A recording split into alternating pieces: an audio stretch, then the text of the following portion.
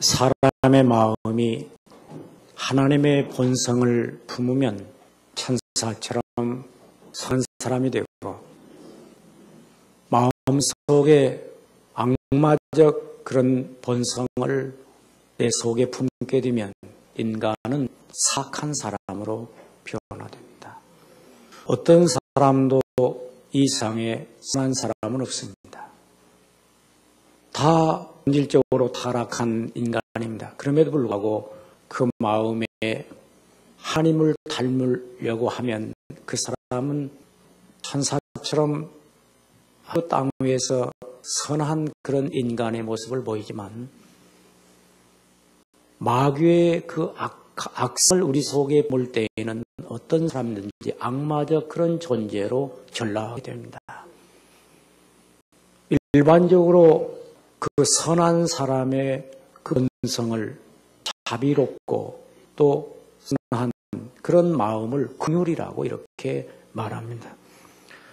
이 긍휼이라고는 말은 하나님의 본성에 대한 하나의 표현이지만 이것은 불쌍히 여기는 마음 이렇게 말할 수 있겠습니다. 이 은혜라고 하는 말은 하나님께서 베푸시는 사랑이라고 말하면 이 긍휼은 하나님께서 이제 결과로 비참한 상태에 놓여 있는 사람들에 대한 애정 이것을 긍휼이라고 말합니다. 긍휼은 하나님의 본성입니다. 긍휼은 하나님께서 베푸시는 자애로운 마음입니다. 그래서 이 긍휼, 하나님의 긍휼하심 때문에 우리는 이 세상을 살아가고 있는 것입니다. 긍휼은 불행한 사람들에 대한 동정심만이 아니라 불행한 사람들의 괴로움을 함께 참여하는 그런 마음의 표현입니다. 이 사랑을 대상에 따라 표현할 때 우리가 어른들을 사랑할 때에는 존경이라고 존경하는 마음 이렇게 표현이 되고 내 친구나 어떤 같은 부류의 사람들에게 이 사랑을 표현할 때는 친절과 우정 이렇게 말합니다. 그러나 나보다 더 어려운 사람 또 어린아이 자녀들 이런 데 향하는 그런 사랑을 긍휼이라고 이렇게 말하는 것입니다. 하나님의 성품을 가지신 예수님의 그 생애를 한마디로 말하면 긍휼의 정을 가진 그런 생애였고 십자가에서 예수님 그 긍휼을 우리에게 극적으로 표현해 주었습니다. 이 세상은 한마디로 말하면 하나님의 긍휼로 사는 세상입니다. 냉정히 생각하면 인간은 부수한 존재입니다. 태어날 때부터 죄인입니다. 하나님의 진노의 자식들입니다. 그러므로 하나님의 긍휼하심을 잊고 하나님 앞에 나오는 것이 은혜요. 그걸 믿고 나아가는 게 바로 믿음인 것입니다. 긍휼히 여김을 받을 자가 누굽니까? 그 지위의 높고 낮음과 빈부 귀천을 구별할 것 없이 죄인들은 다 하나님의 긍휼을 입어야 할 사람들입니다. 긍휼이 풍성하신 하나님이 우리를 사랑하신 그 큰 사랑을 인하여 우리를 그리스도와 함께 죽은 자 가운데서 살리셨고 너희가 그 은혜로 구원을 얻은 것이라. 하나님은 긍휼이 풍성하신 하나님이십니다. 그래서 예수님은 그 긍휼의 풍성함을 우리에게 친히 몸으로 나타내 주셔서 이 땅에 오신 것입니다. 예수님의 생애를 보면 긍휼의 일생이었습니다. 그가 말구의 말씀이 가난하고 천한 인간에 대한 긍휼이었고 그리고 그의 삶의 모든 애통하는 마음이 하나님의 긍휼을 표현한 것이며 목자 없는 양처럼 유리 방황하는 자기 백성을 불쌍히 여기고 그리고 가난하고 병들어 천대받는 자를 친히 해서 나아갔던 모든 마음이 다 하나님의 긍휼이었습니다. 주님은 많은 병든 자를 고쳤습니다. 그러나 그 병을 고쳐주신 것은 어떤 기적이나 신의 표적을 이룬 것이 아니었고 긍휼의 마음을 가지고 불쌍히 여겼기 때문에 나타나는 하나님의 이게 은혜였습니다. 그러기에 이 성경은 우리에게 계속 하나님을 이제 믿는 자에게 주는 하나님의 양심, 도덕적 인간의 이 품성에 대해서 말하고 있는데 구약 구약의 율법을 보면 하나님께서 인간들에게 하나님을 향한 법, 그리고 형법, 민법, 형법은 빌견 자에게 처벌하는 법, 악한 자에게 심판하는 법, 그리고 민법은 서로 관계에서 어떻게 관계를 맺어야 할 것인가에 대한 게 민법. 그런데 또 하나의 법, 이 도덕법. 이것은 인간이 양심을 가지고 살아가야 하는 그런 도덕법에 대한 말씀을 하셨는데, 오늘 여기 말씀한 것은 인간이 하나님의 품성을 지니고 이렇게 살아야 된다는 것을 말씀한 내용입니다. 너희는 애굽에서 종이었던 때를 생각하라. 너희는 애굽에서 종살이 하면서 천대받고 멸시받고 인간 대접을 받지 못한 그런 사람들이었다. 그런데 너희가 하나님의 은혜로 가나안 땅에 들어와서 너희는 토지를 소유하고 농사를 지으면서 살게 되었다. 그래서 너희가 농사를 지어서 곡식을 거둘 때에 밭에 한 무를 이제 잊어버렸거든. 객고와 고아와 과부를 위해서 그대로 남겨두라. 감람나무 열매를 딸 때에 다 따지 말고 객고와 고아와 과부를 위해서 좀 남겨둬라. 포도 열매를 딸 때 혹시 덜 딴 것이 있더라도 남겨두라. 객고와 고아와 과부를 위해서. 너희가 애굽에서 종되었던 때를 생각하고 그런 자비로운 마음을 가져야 된다.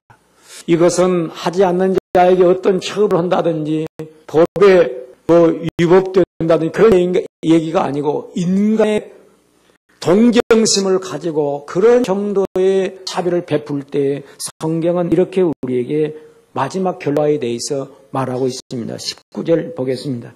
네가 밭에서 곡식을 낼 때 그 한 붓을 밭에 잊어버렸거든 다시 가져오지 말고 나그네와 고아와 과부를 위하여 남겨두라. 읽겠습니다. 그리하면 네 하나님 여호와께서 네 손으로 하는 모든 범사에 복을 내리시리라. 너희에게 복 주시는 말씀을 하고 있습니다. 저는 우리 사랑하는 성도들이 복을 많이 받으시기를 축원합니다. 예수 믿고 복 받아야 되는데 복 가운데 최고의 복이 있습니다. 그 복이 무슨 복이냐? 하나님의 본성을 많이 품는 복입니다.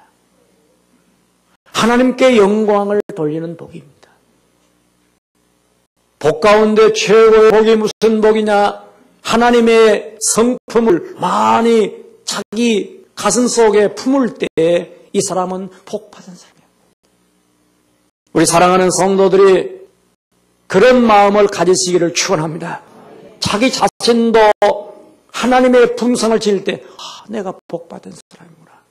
다른 사람도 하나님의 품성을 많이 지니고 살려고 할 때 그 사람은 복 받은 사람이야. 이렇게 볼 수 있는 마음, 볼 수 있는 그런 눈이 열려. 이게 바로 복이라는 겁니다. 긍휼, 하나님의 품성을 닮은 신앙 행위, 또 인격, 이 다른 말로 표현한다면 긍휼은 곧 하나님의 인격을 담은 복입니다. 이게 얼마나 큰 겁니까? 예수님은 하나님의 긍휼의 성품을 보이신 인격자예요. 그래서 최고의 복을 받은 분이 예수님이셔요. 물론 우리는 돈 잘 벌고 부자 되고 에서 출세하고 잘된 사람 복 있다고 말하지만 그것도 복이죠.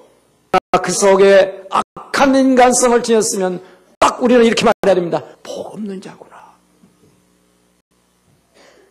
아무리 인물이 잘나고 아무리 호화로운 그가 영화를 누리고 있다고 하더라도 악하게 사는 자에게는 복 없는 자, 불쌍한 자 이렇게 말하고 하나님의 은혜를 가지고 살아가는 자는 복이 있는 자다 이렇게 볼 수 있어야 합니다.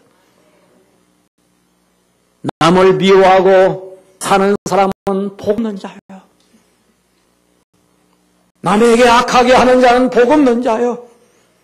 우리가 주님 마음속에 모실 때 주님 우리에게 주는 은혜가 뭡니까? 긍휼입니다. 이게 복 있는 마음입니다. 긍휼과 자비는 주님의 마음입니다. 시어머니가 며느리를 사랑한 마음, 그게 바로 복 있는 시어머니요. 자기 시어머니를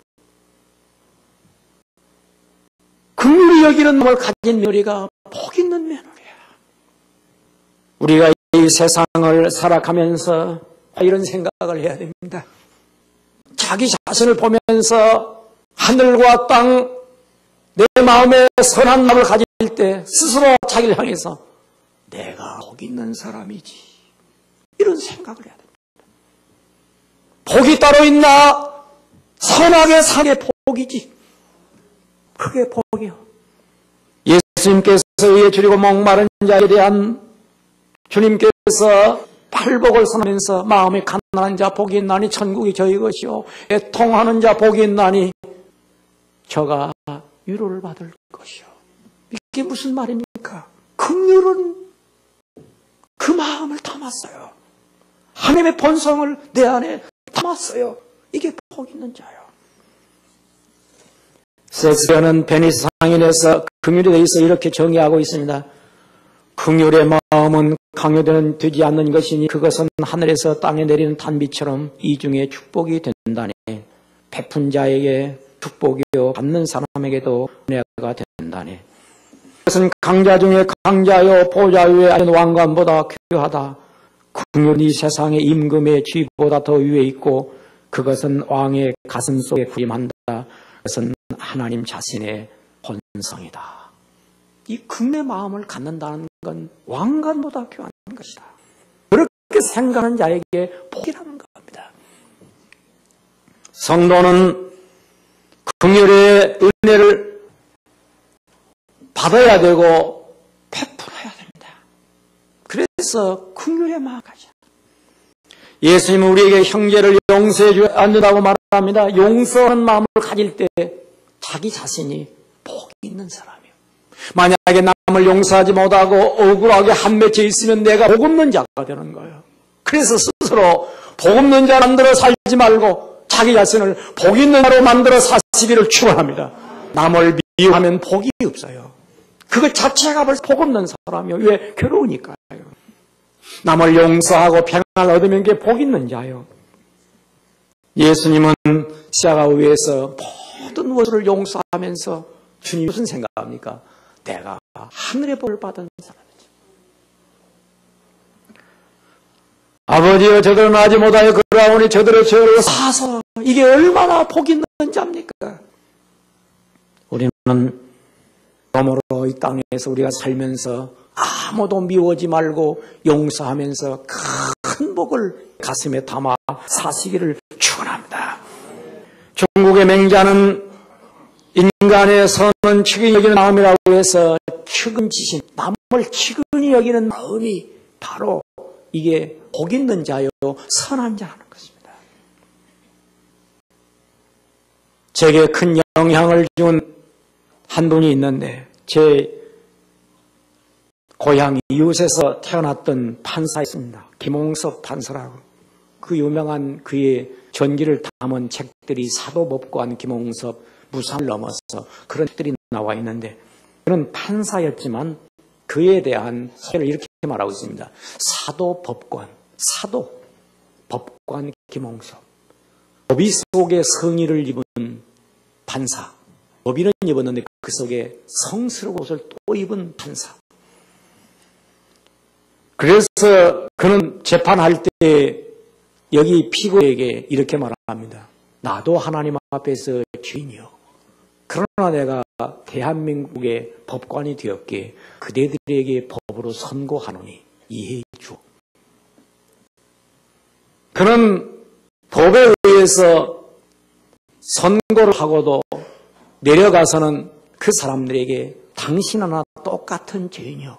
하나님을 믿으면 용서를 받아.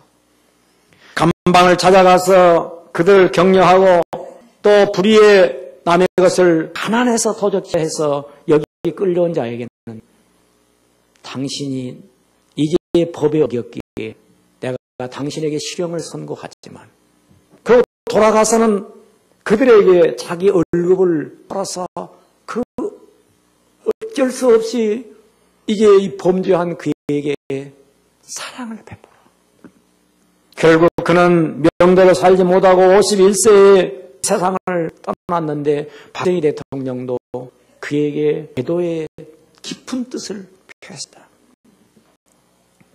수많은 죄수들이 이 김홍섭 판사에게서 판결을 받는 것은 이익이 없는가라고 부를 때 오히려 존경하는 판사님에게서 내가 판결을 받는다는 것이 영광스럽게 생각합니다. 이렇게 대답했습니다.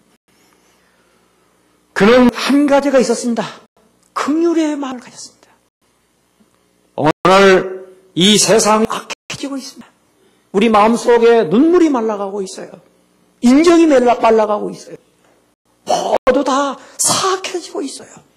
그래서 하나님께서 오늘 이 시대에 우리를 향한 하나님의 뜻은 회복하라 긍휼의 마음, 찾아내라 내 속에 있는 인간의 평을 찾아내라고 말합니다.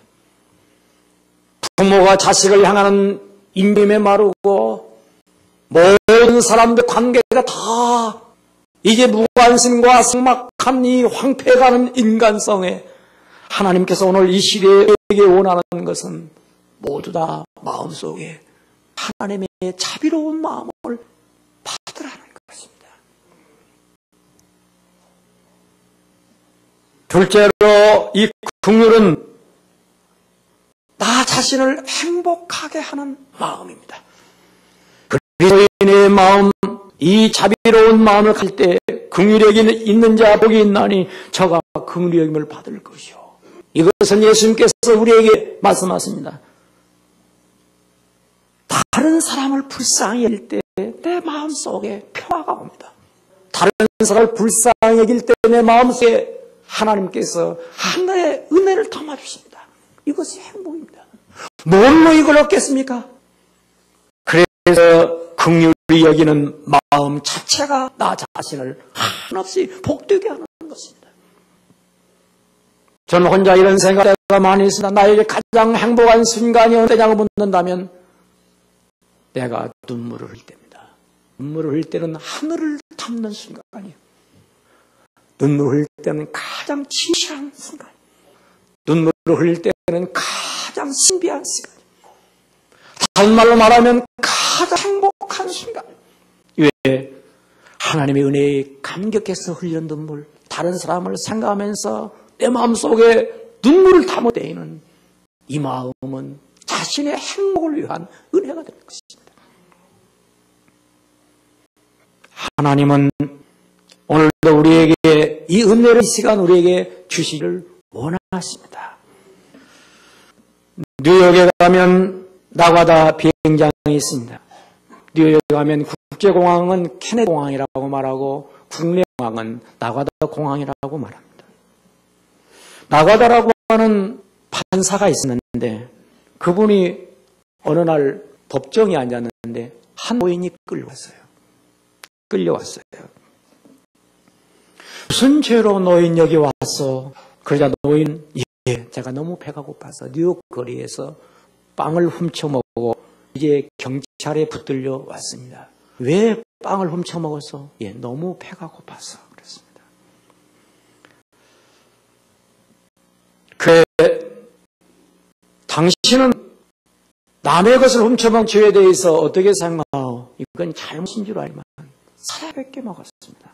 그래, 재판장은 그대가 남의 것을 도적질했으므로 벌금행위에 처한데 10배 벌금을 내려. 그때 노인 판사님, 내가 돈이 있습니다. 나를 용서해 주시오. 그때 판사는 호주머니에서 10불을 내면서 내가 당신 대신 벌금을 내겠어. 그러면서 이렇게 말합니다. 거기 방청객에 있는 사람들에게, 미국 거리에 이렇게 굶주려 배고파하는 사람들이 있음에도 불구하고 잘 먹고 자기 혼자 쓰는 것에 대하여 죄를 지은 자는 나와 같이 벌금형을 내는 심정으로 이 자리에 모자, 이 모자에 담아주시오. 모자를 싹 벗어서 행에 돌렸습니다. 47불을 했습니다. 10불을 자기가 낸 10불은 벌금형으로 내고 나머지를 그 노인에게 주면서 노인, 네, 이 돈을 가지고 가서 사시되 다시는 또 자리에 오지 않도록 하죠. 나가다 판사는 이제 긍휼의 마음을 담아서 공의를 선포하면서도 자기 속에 있는 사랑을 나타내 주었기에 그는 존경받는 결국 뉴욕 시장이 되었고 후에 뉴욕 시민들이 그의 이름을 따서 나가다 공항열이라 이름을 지었습니다. 우리는 다른 사람을 용서해 줌으로 나 자신이 존경받고 사랑을 받고 나 자신이 역사에 남는 위대한 그리스도인, 행복한 그리스도인이 된다. 그러므로 끝까지 긍휼의 마음을 가지고 천국에 가야 됩니다. 스데반 집사는 죽으면서 돌로 자기를 치는 원수들에게 주 예수여 이 죄를 저들에게 돌리지 마옵소서. 그 악한 짓을 하는 자들을 불쌍히 여기면서 그는 용서를 빌고 천국에 갔던 것입니다. 지극히 작은 자에게 긍휼을 베품으로 인해 하나님의 긍휼은 내게 임하는 것입니다. 예수님은 작은 자에게 긍휼을 이제 베푸는 삶에 대하여 이렇게 표현했습니다. 내 아버지께 복받을 자들이여 나와 창세로부터 너희를 위하여 예비한 나라를 상속하라.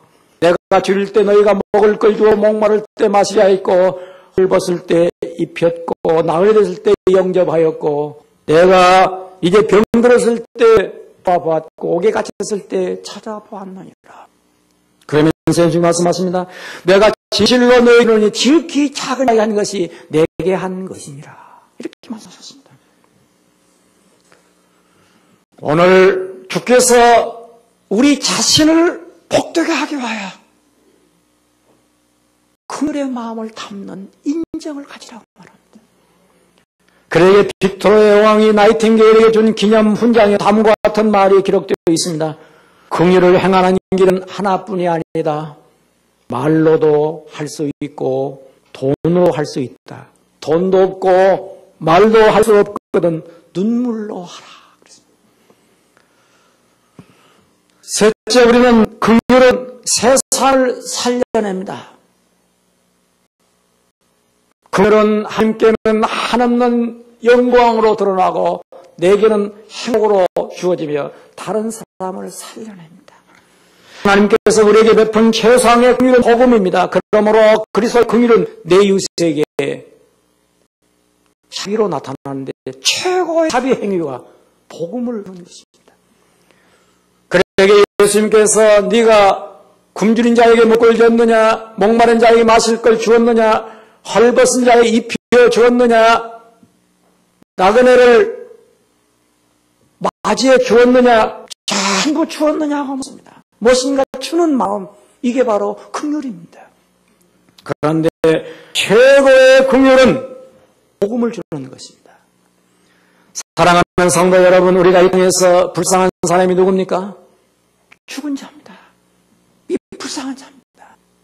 오늘날 하나님 없이 죽은 자들에게 불쌍한 마음을 갖는 것이 최고의 긍휼입니다. 우리들이 눈을 뜨고 이 세상을 보면서 하나님을 알지 못하는 자들을 보면서 불쌍히 여기는 마음을 가져야 됩니다. 이게 바로 긍휼의 마음입니다. 불쌍한 사람이 누굽니까? 갓난하고 병든 자가 불쌍하죠. 그런데 갓난해도 천당 가면 불쌍한 사람 아니에요. 병들어도 천당 가면 불쌍한 자가 아니에요. 건강해도 하나님 없이 죽어 지옥으로 가는 자가 불쌍한 자예요. 여러분, 불쌍한 자에게 흘릴 눈물이 있기를 축원합니다. 눈물이 있어야 돼요. 그런데 내게 복음을 가지고 있으면서 복음을 받지 않는 그런 사람들을 향해서 흘릴 수 있는 눈물이 있어야 돼요. 자기 자식을 향해서 하나님을 알지 못하는 자식에게 부모가 네가 불쌍하다. 어찌하여 하나님을 믿지 않는고 하면서 울 수 있는 어머니. 소자를 향해서 이 불쌍한 자야. 네가 어찌할꼬 하고 우는 그 할머니. 남편을 향해서 예수 믿는다고 미워하는 그 마음을 가진 아내가 있어야 되는 것이 아니고 그 남편을 향해서 울면서 여보, 당신이 하나님을 믿지 않고 무서운 심판을 어찌할꼬 하고 우는 그 아내가 바로 그 마음을 가진 자비로운 아내란 말입니다.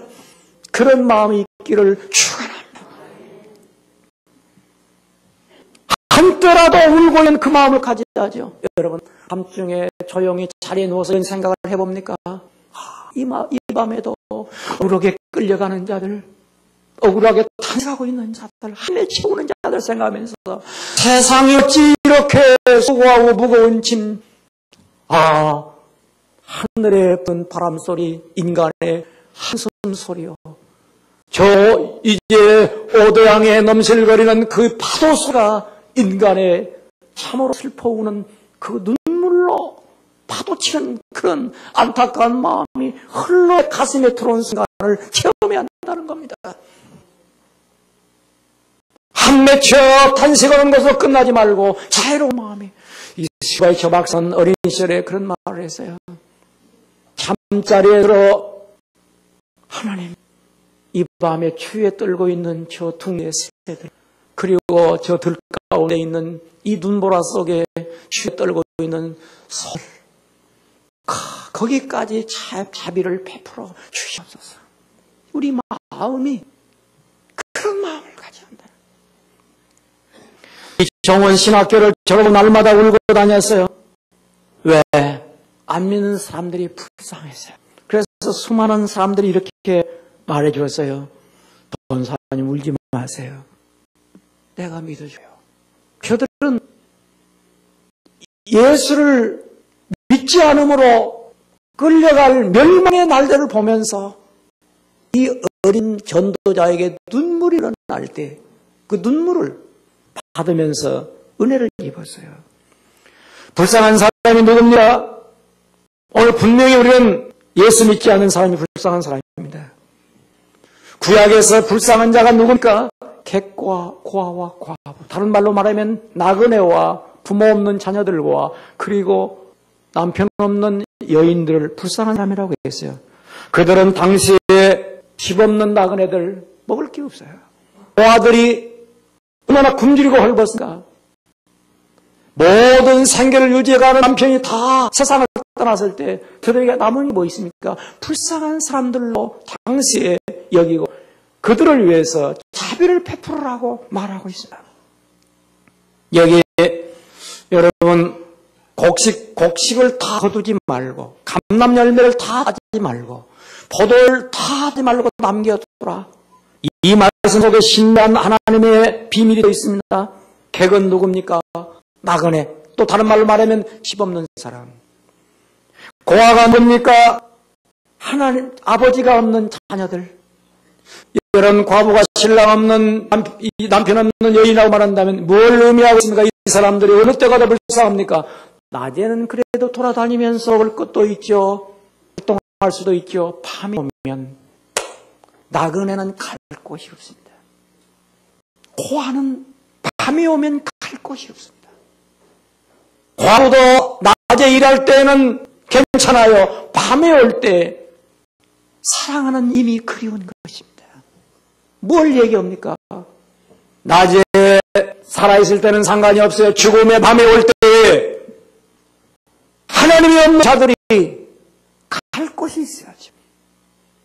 갈 곳이 있어야죠. 하나님이 없는 자녀들이 갈 곳이 있어요. 이게 바로 영혼의 화예요. 영혼의 나그네들. 밤이 오면 이민을 만나야 되는데 이미 없지 않아요. 이게 바로 영혼의 과부들이에요. 우리는 죽음의 밤에 왔을 때 하나님 아버지 집을 찾아가요. 하나님 아버지를 향해서 나아가요. 우리의 신랑 되신 예수 향해서 사랑받으러 나아가는 거예요. 그러기에 이 성경은 말한다.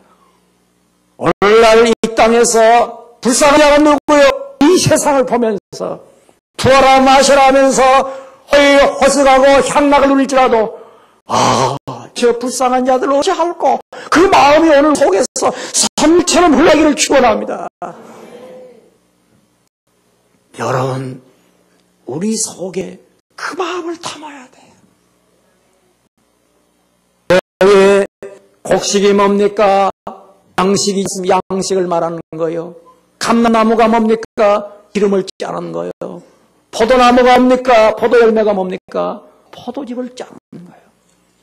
우리가 인간에서 가장 중요한 것이 그때 당시에는 곡식과 포도즙과 감람나무와 이게 다 저들의 일용할 양식이었습니다. 하나님의 사람들에게 이 양식 때문에 우리는 이 세상을 사는 것입니다. 말씀의 양식을 먹고 우리는 살죠. 예수 그리스도의 보혈의 피로 죄안 받죠.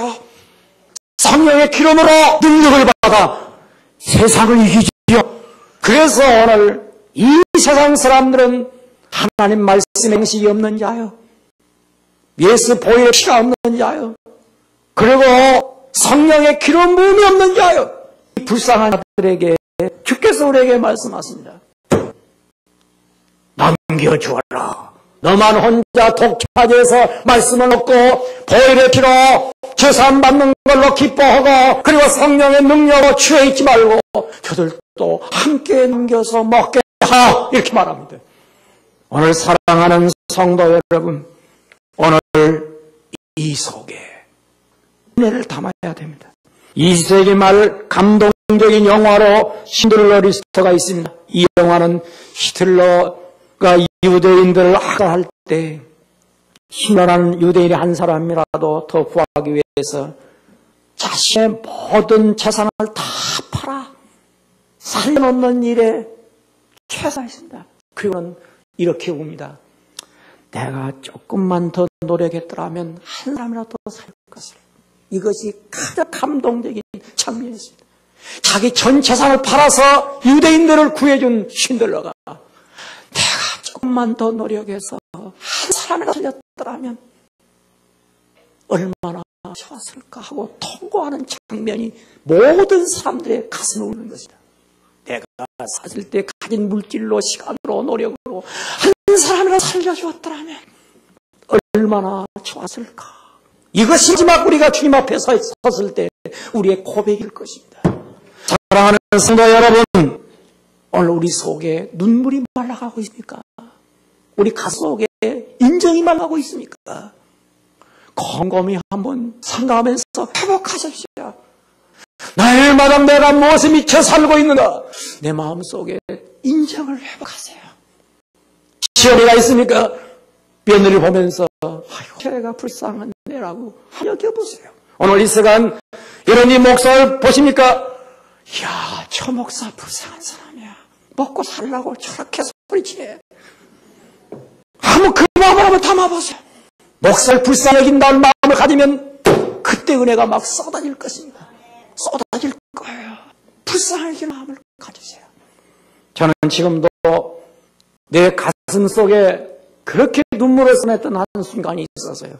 전라남도 곡성 기도원에 부교를 갔는데 한 젊은 부부가 찾아왔어요.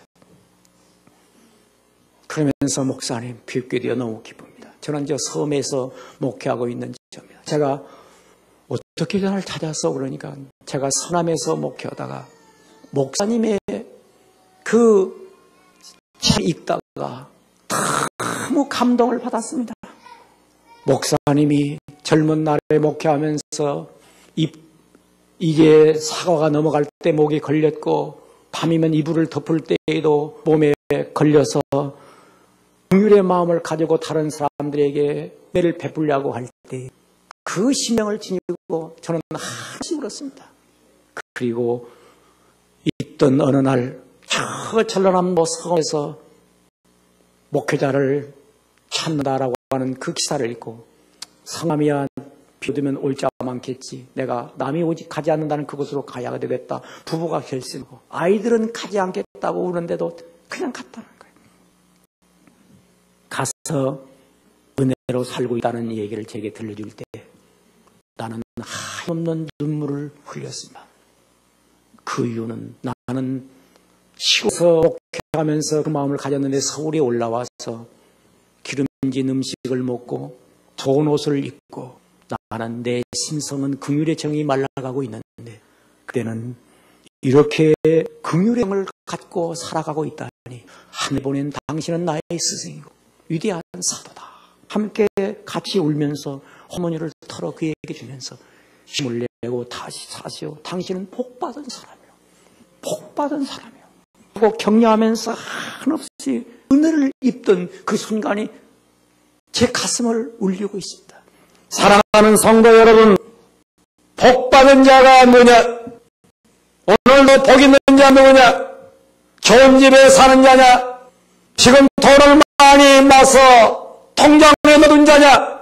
복받은 자가 누구냐? 스스로 양심의 소리를 들으세요. 주님의 마음을 품은 자, 다른 사람에게 자비를 베푸는 자, 자비로운 사람 되는 거, 이게 복 있는 자예요. 복받은 목사가 누구냐? 자비로운 마음을 가진 자. 복받은 장로님이 누군가? 자비로운 마음을 가진 자. 복받은 권사가 누군가? 자비로운 마음을 가진 자. 복받은 성도 집사가 누군가? 자비로운 마음을 가지고 하늘 보나 땅을 보나 세상을 사는 자, 이게 바로 복 있는 자요. 이 복으로 사시기를 축원합니다. 기도하겠습니다.